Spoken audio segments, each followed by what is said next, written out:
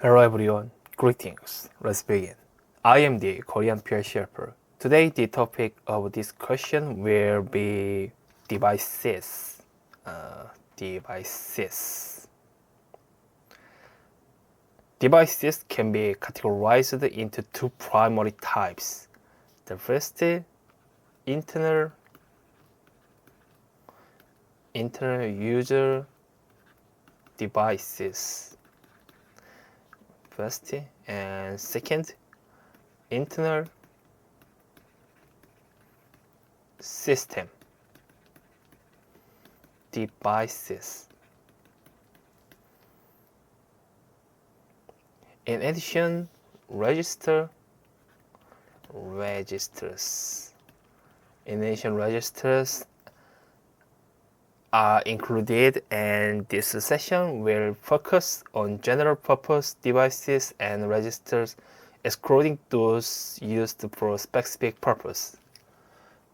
The first, give me a second. Okay, the let's begin with internal user devices. Internal user devices are configured based on memory allocation to meet user requirements. However, due to limitations in memory capacity, it is crucial to configure these devices with those limits. The table below demonstrates that memory capacity may vary depending on the MELSEC Q. MELSEC Q series model. Differences may occur depending on CPU versions and manufacturers, and it is sufficient to understand that there are memory capacity limitations. And next,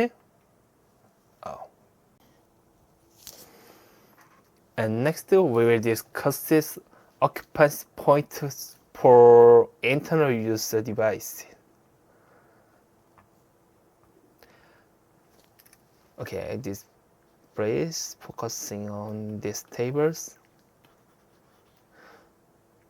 Bit devices use 1 word for every 16 points, and retentive timer counters use 18 words for every 16 points.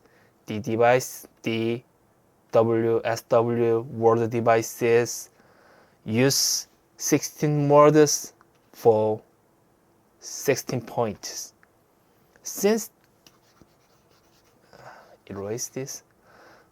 Since timers are unique in this aspect, be sure to remember this. Next, we will explain the types of internal user devices. The first type is X input. This device is used for inputting signal from external equipment to the CPU module, like this. For example, this is push buttons A and wiring to push button from CPU. If you press to these buttons and CPU is X0, turns on.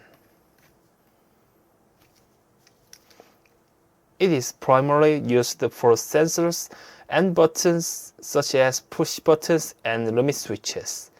In the Q series, a maximum of 8,192 input points.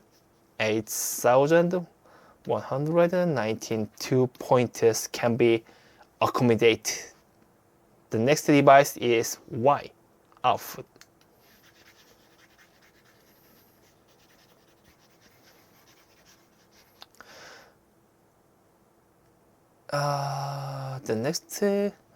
This device is used for alpha signals such as ramps, indicators, and solenoids. based on the program control logics. The output from areas with or without input modules can also be used instead of interrelays. Like this. This is a CPUs, and the start address, XY address is 0. Start address is 0000. It is input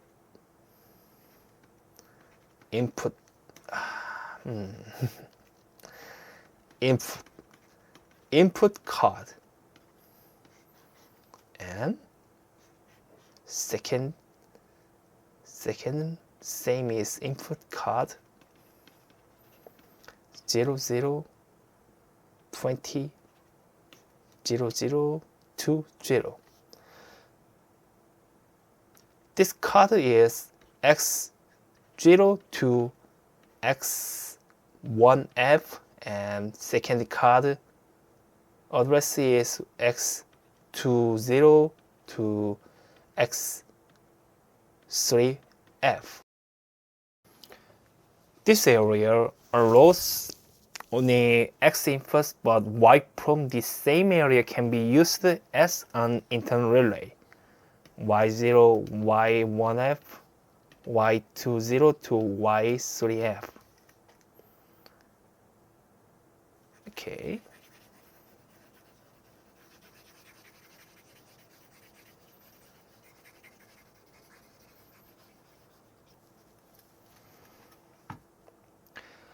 This topic will be elaborated on in the internal relay section. Next, we have internal relay M. This is the internal relay functions as an relay within the CPU. The following operations will turn off all internal relays. First, CPU power off to on, and second, CPU switch, CPU reset switch, and third, latch clear. The function that retains the status when the power is off is called the latch, but interrelay M do not support latching. If latching is needed, use the latch relay L.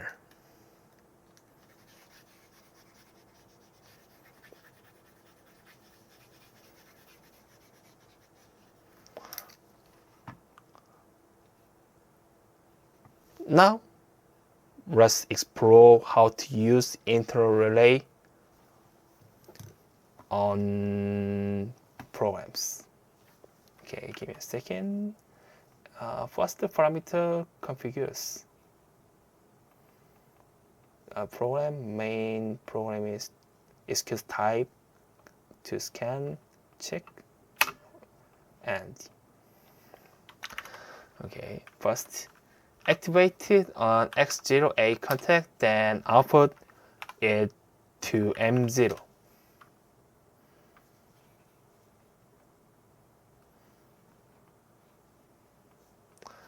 M0. Then add X0 or with M0A contact. This completes the self-holding circuit. And compiles. Let's turn on the simulator and verify it.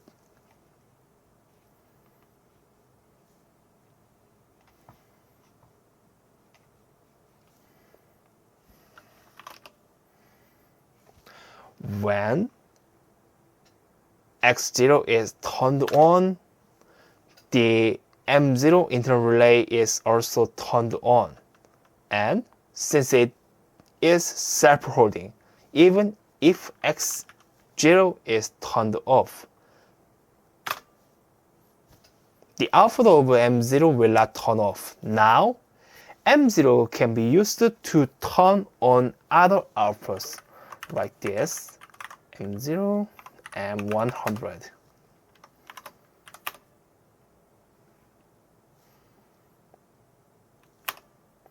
M100 is turned on. This is how internal relays can be utilized. As previously mentioned, Y devices can also be used instead of internal relays. If you replace M0 with Y0, you will get the same result. Please show this. Y0, Y0, and Y0.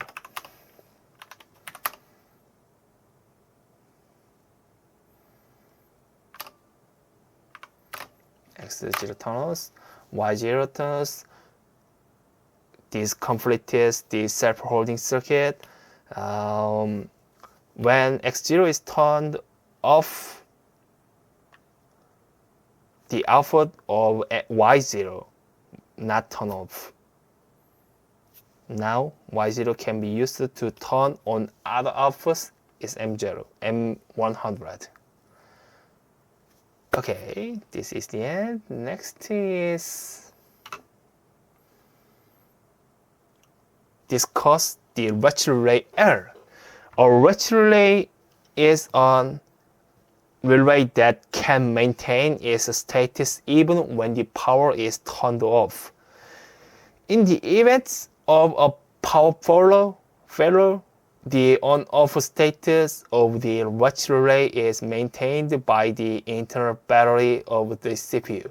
The following operations will not change the status of the Latch relay. First, CPU power off to on. Second, CPU reset switch.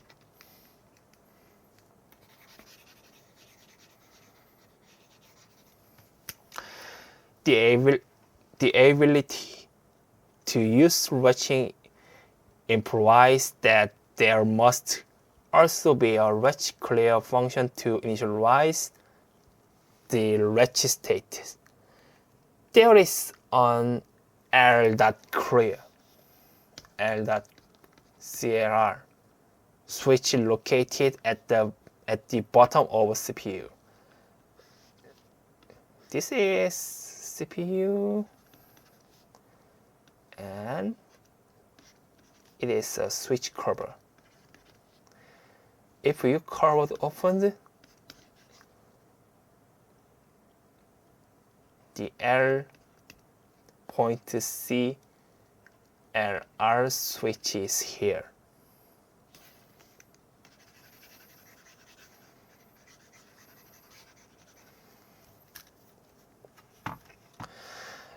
Activating this switch will initialize the latch area. However, error set with latch to start end cannot be cleared in this manner.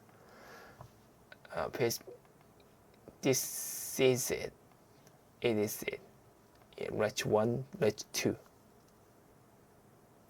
Instead, alternative method must be used.